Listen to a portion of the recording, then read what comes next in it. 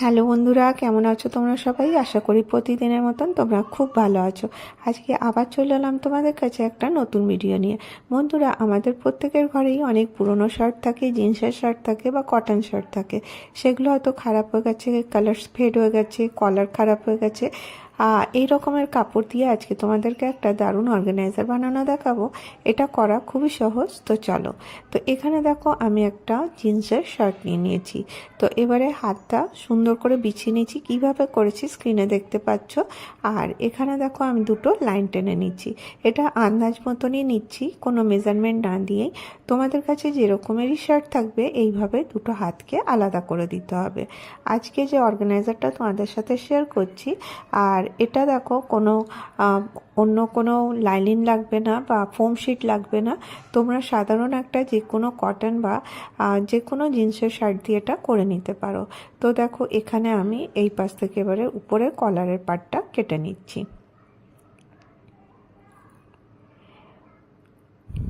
এটাকে সমান করে কাটতে হবে, যাতে লক্ষ্য রাখবে ছোট বড় যেন না হয়ে যায়। আর একটু কম বেশি হলে কোনো অসুবিধা নেই। এবার দেখো, আমি এই পার্টটা পেয়ে গেছি। এবারে যে নিচের এই ভাগটা থাকে সেটা দেখো, এরকম সোজা করে আমাকে কেটে নিতে হবে।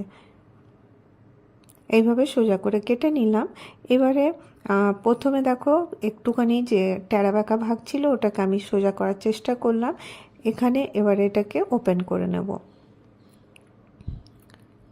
বোতামগুলো খুলে দেবো। আর আজকে যে অর্গানাইজারটা তোমাদের সাথে শেয়ার করছি, এতে কোনো আমি জিপ ব্যবহার করব না। শুধুমাত্র এই একটা শার্ট দিয়েই তৈরি হয়ে যাবে অনেক বড় একটা অর্গানাইজার। তো দেখো, এবারে এই যে কাটা পাটটা ছিল, এখানে আমি এটাকে জয়েন করে দেবো। দুপাশেই এইভাবে জয়েন করে দেবো। তো চলো, এটাকে জয়েন করে নিয়ে চলে আসি। এটা এরকম করে ধরতে হবে, ধরে এইভাবে স্টিচ করে দিতে হবে। তাহলে পরেই এটা কিন্তু আর খুলবে না। একটা নর্মাল এরকমের পিস রেডি হয়ে গেছে। দুপাশেই এইভাবেই দুটো পার্টকে আমি সেলাই করে নেব। তো দেখো, সেলাই করে নিয়ে চলে এসেছি। এইভাবে বিছিয়ে দিলাম। তো দেখো, দুটোকে আমি এইভাবে জয়েন করে নিয়েছি। আর দুপাশে একদিকটা বোতাম আছে আর একদিকটাতে খাঁজ আছে। এবার দেখো, একটা আমি চালের বস্তা নিয়েছি। তোমাদের কাছে যে কোনো আটার ব্যাগ, চালের বস্তা যা থাকবে নিতে পারো। এটা নিলে কি হবে, তোমাদের লাইনিং দিতে হচ্ছে না, আর এর স্টিফনেসটা খুব ভালো হবে। সেই জন্যই আমি এখানে চালের বস্তার ব্যবহার করছি। এবারে আমি কি করছি দেখো, এই যে শার্টটা কেটে রেখেছিলাম, এটা যে প্রিন্টেড পার্ট আছে ওর উপরে আমি এইভাবে বিছিয়ে দিচ্ছি। তোমরা লক্ষ্য করে দেখো, খুব সহজে এটা তৈরি করতে পারবে আর খুব কম সময়ের মধ্যে। তো চলো, এটাকে আমি স্টিচ করব। তো কিভাবে করব দেখো, যেখানটাতে খাঁজ বোতামগুলো দেওয়া আছে ওই জায়গাটা একটু ছেড়ে দিতে হবে। দুপাশেরই বোতামের জায়গা ছেড়ে দিয়ে সেলাই করে নিতে হবে। তো সেলাই করে এক্সট্রা যে প্লাস্টিকটা ছিল সেটাকে আমি কেটে সরিয়ে রাখবো। এটা কিন্তু আমার পরে কাজে লাগবে। এই একটা মাত্র যে চালের বস্তা আছে এটা দিয়ে এটা কমপ্লিট হয়ে যাবে। এবার দেখো, আমি এই যে খাঁজ বোতামের জায়গাটাতে খোলা রেখেছিলাম, কারণ এটা আমি কোনো জিপের ব্যবহার করছি না সেই জন্য। তো দেখো, এরকম করে এটাকে আমি কেটে দিচ্ছি। দুপাশেই কিন্তু এক্সট্রা যে প্লাস্টিকটা থাকবে, যে চালের বস্তাটা থাকবে, সেটাকে আমাকে কেটে দিতে হবে।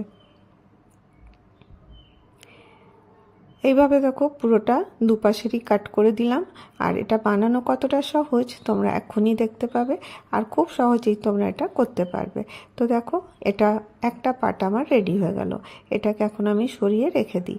এবারে যে হাতগুলো কেটে রেখেছিলাম সেই হাতগুলো নেব। আর এই হাতের যে কাফ আছে বা হাতের কলার যেটা আছে, এটাকে আমি প্রথমে কেটে নিচ্ছি। দুটোকেই এভাবে কেটে নেব, এটা পরে কাজে লাগাবো। আর এবারে এটা আমি কিভাবে ওপেন করছি দেখো, এই যে শক্ত পার্ট থেকে এইভাবে কেটে নিতে হবে। দুপাশেরই শক্ত পার্টটা আমি এইভাবে কেটে এটাকে সমান করে নেব। এইভাবে কেটে নিলাম। এবারে একটা আমাকে মেজারমেন্ট নিতে হবে। তো মেজারমেন্টটা তোমরা একটু বড় সাইজেরই নিও। আমি এখানে নিয়েছি 12 ইঞ্চি বাই 9.8 ইঞ্চি। তো এটা যখন তোমরা এই জিনিসটা করবে তখন আমি বলে দেবো যে কোথায় কম বেশি করতে হবে। প্রথমে একটু বড় সাইজেরই করো, যদি বেশি হয় তখন তোমরা এটা কেটে নিতে পারবে। তো দেখো এইভাবে আমি আরেকটা হাতে এইভাবে কেটে নিচ্ছি, যেভাবে প্রথমেরটা কেটেছিলাম এটা দেখো এরকম করেই কেটে নেব। আর এই একই মেজারমেন্টে কাপড়টাকে বসিয়ে সেইভাবেই কাটবো, তাহলে পরে এটা তাড়াতাড়ি হয়ে যাবে। এইভাবে দেখো এটাকে বিছিয়ে নিলাম, নিয়ে এরপরে যেটা কেটে রেখেছিলাম এখানটাতে দিয়ে ঠিক একই মাপের আমি এটা কেটে নিচ্ছি।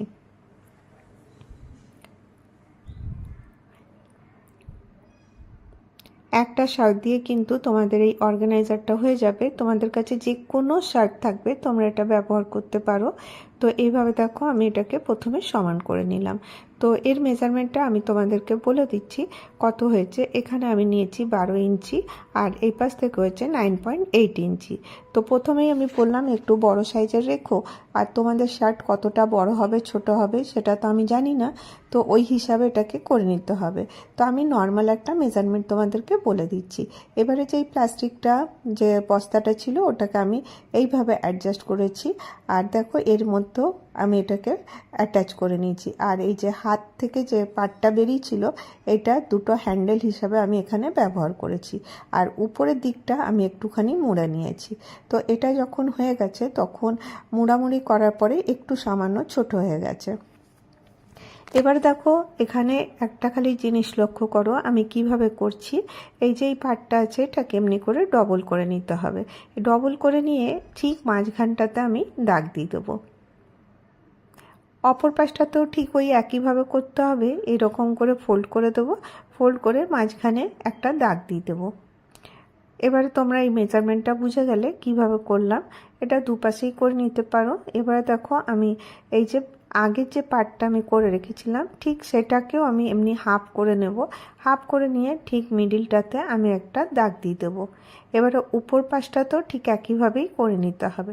প্রথমে আমি দেখিয়ে দিই এটা কিভাবে করছি। এই যে যেটা আমি দাগ দিয়ে রেখেছিলাম ওটা ঠিক মাঝ বরাবর বসাতে হবে, বসিয়ে এখানটাতে নিচটাতে সেলাই করে নিতে হবে।